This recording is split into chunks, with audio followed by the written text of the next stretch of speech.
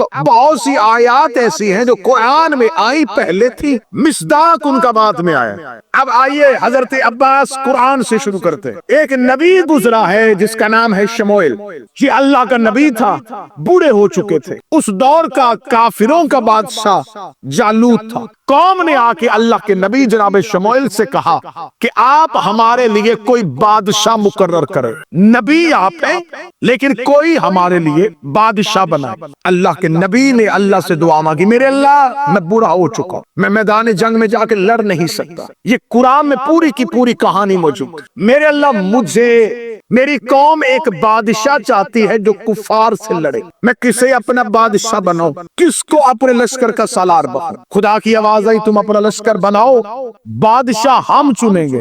نبی موجود تھا لیکن بادشاہ اللہ نے چنا۔ بادشاہ اسے کہتے ہیں جسے حکومت دینی ہو۔ اللہ نے نبی کے ہوتے ہوئے اس دور کے مسلمانوں کا حکمران خود چنا تھا۔ آج مسلمان کہتے جی آل محمد اہل بیت علیہم السلام شریعت کے وارث تھے، لیکن جن کے پاس حکومت آئی تھی انہوں نے حکومت بڑی اچھی چلائی تھی۔ محمد کے بعد حاکم بھی کسی نے بنانا ہو تو وہ بھی اپنی مرضی سے نہیں بنتا، اللہ کی مرضی سے بنتا۔ اب آئیے قرآن سے سنیے گا، خدا نے کہا کہ ہم تمہارے لیے بادشاہ مقرر کریں گے۔ میرا کسے بادشاہ بنائے گا؟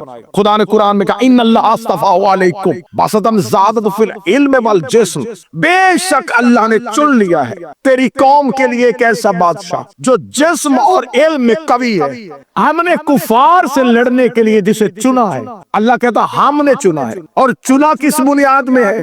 جسم میں بھی طاقتور۔ ذہن میں رکھیے گا کہ میں عباس پڑھنے لگا ہوں، ہم نے جسے چنا ہے وہ جسم میں بھی قوی ہے، علم میں بھی قوی۔ میرے اللہ کون ہے؟ فرمایا طالوت۔ اللہ نے بتا دیا کہ اس کی خصوصیت یہ ہے وہ جسم میں بھی طاقتور ہے، علم میں بھی تھا۔ اور یہ دنیا کا قانون ہے، جو زیادہ علم والا ہو وہ بہادر نہیں ہوتا، کیونکہ یہ دونوں صفات ایک دوسرے کے متضاد۔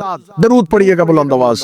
خدا نے کہا جسے ہم چنیں گے وہ جسم میں بھی، بڑی گفتگو بڑے محتاط ہو کچھ نہیں، جسم میں بھی طاقتور، علم میں بھی طاقتور۔ کون؟ طالوت۔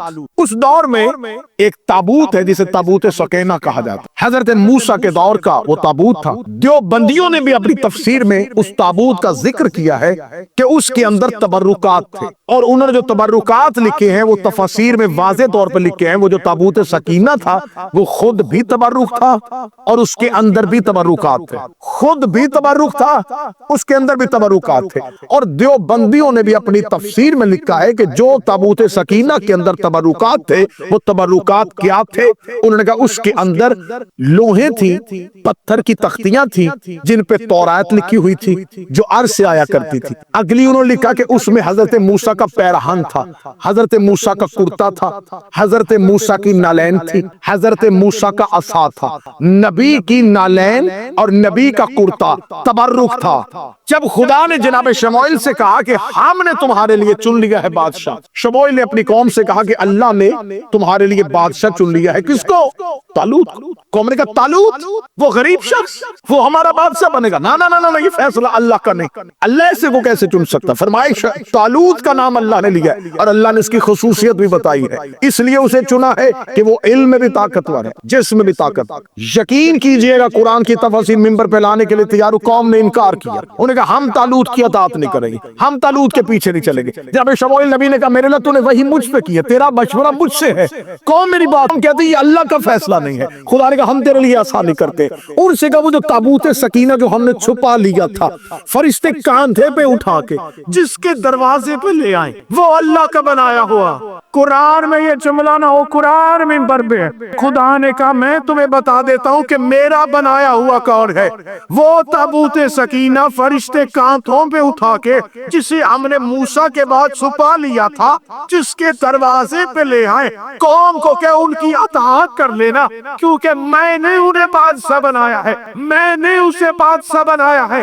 اللہ نے دنیا کو اصول دے دیا، جس کے دروازے پہ فرشتے آ جائیں وہ اللہ کا بنایا ہوا، جس کے دروازے پہ ملائکہ آ جائے وہ ہے اللہ کا بنایا۔ فرشتوں نے کاندھوں پہ اٹھایا تابوت سکینہ کو اور لے آئے کہاں؟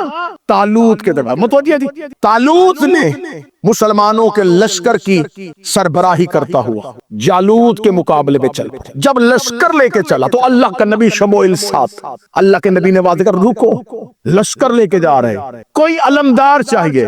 پوری کی پوری کہانی قرآن میں موجود ہے، اور یہ بات ذہن میں رکھ کے سنیے گا کہ میں نے کہا کہ بہت سی آیتیں ہوتی ہیں اترتی کہیں ہیں، مصداق کہیں اور ہوتا۔ خدا نے کہا، جناب شموئیل نبی نے کہا لشکر لے کے جا رہا، طالوت تو اس لشکر کا ہے بادشاہ، میں ہوں نبی، نبی کے ہوتے ہوئے، بادشاہ کے ہوتے ہوئے ایک علمدار چاہیے۔ اب یہ لشکر قرآن کہتا کتنا تھا؟ لاکھوں کا۔ قرآن سے میں پڑھے لاکھوں کا لشکر۔ جناب شموئیل نبی نے کہا میرے اللہ تو نے فیصلہ کیا تھا کہ بادشاہ کون ہوگا، اب تو ہی فیصلہ کر کہ اس لشکر کا علمدار کون ہوگا۔ قرآن کہتا خدا نے فوراً فرشتے کو بھیجا، میدان جنگ میں کھڑا لشکر، میدان میں کھڑا ہے، یہ باتیں گھر میں نہیں، میدان میں لشکر کھڑا ہے، اور نبی کہہ رہا بتا کسے علمدار بنا۔ خدا کہتا حدیث تابوت سکینہ کو کھول، اس میں ہے موسیٰ کی ذرہ، جس کے بدن پہ پوری آ جائے، جس کے بدن پہ پوری آ جائے وہ ہے تیرے لشکر کا علمدار۔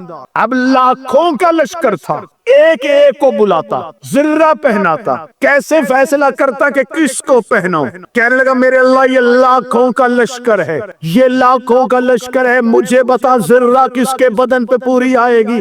آواز آئی ان میں سے پہچان کے داؤد کہاں کھڑا ہے۔ داؤد نبی کے بدن پہ موسیٰ کی ذرہ پہنا دی۔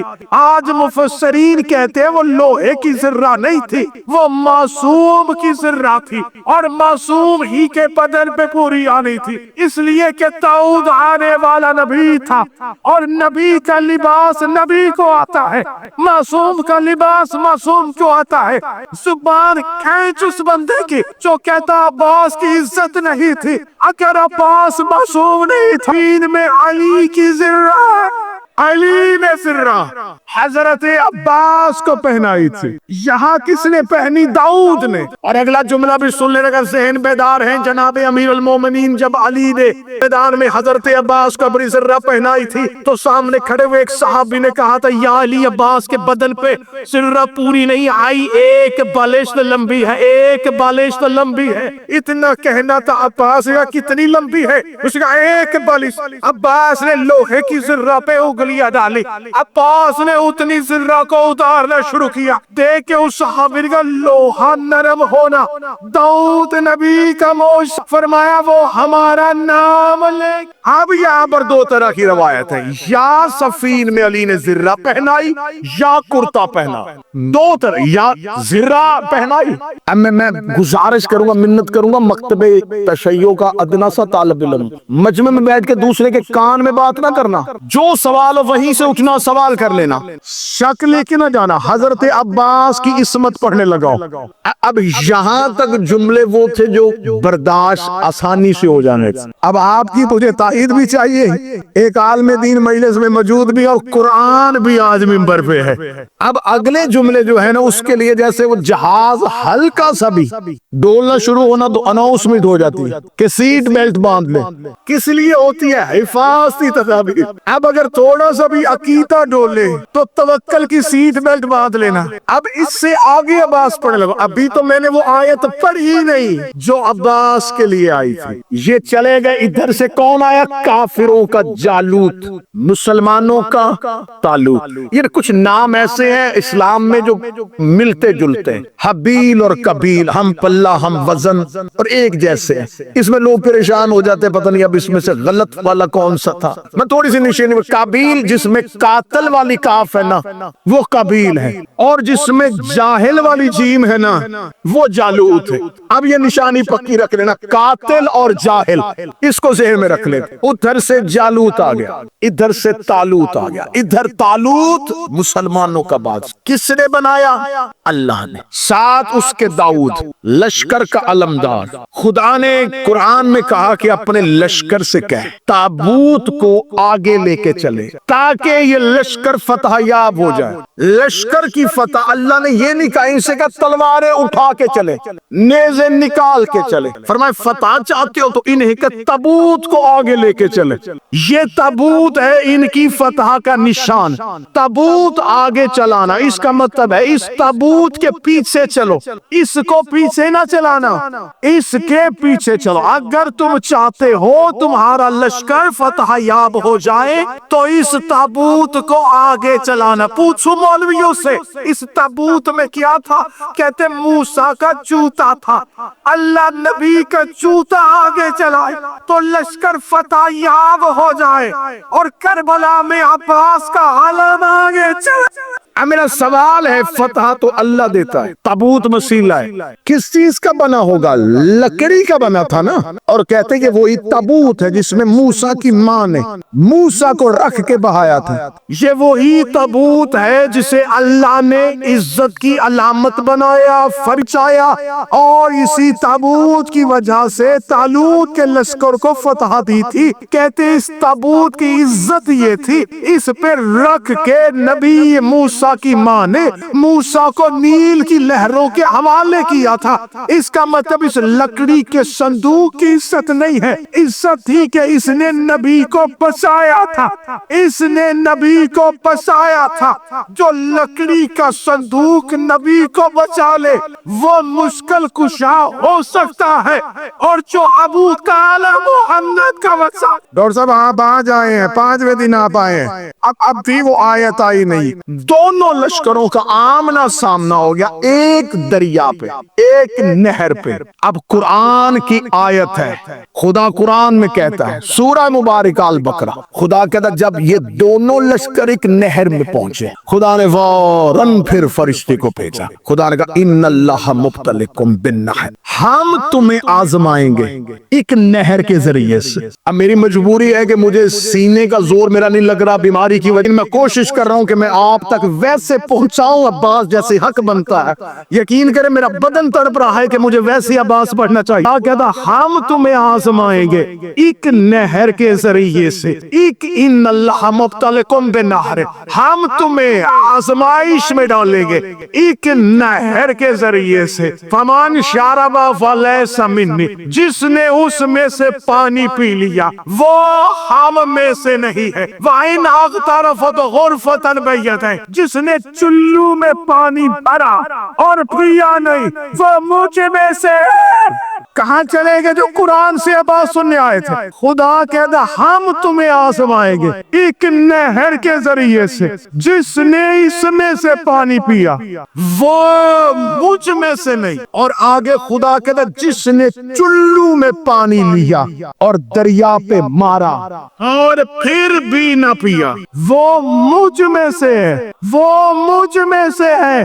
عقیدہ گھر جا کے چیک کر لینا, جو اس میں سے ہو وہ غیر معصوم نہیں. اس کی تفاسیر میں لکھا کہ پانی پیا تھا لوگوں نے طالوت کے لشکر میں سے. کتنے لوگوں نے نہیں پیا؟ 313 نے, 313 کے علاوہ سب نے پیا. لکھنے تفاسیر نے یہ لکھا کہ کنہوں نے پیا. ایک تفسیر میں مجھے نہیں ملا, 18 تفاسیر میں نے پڑھی, ایک میں نے لکھا کہ چلو میں پانی کس نے لیا تھا.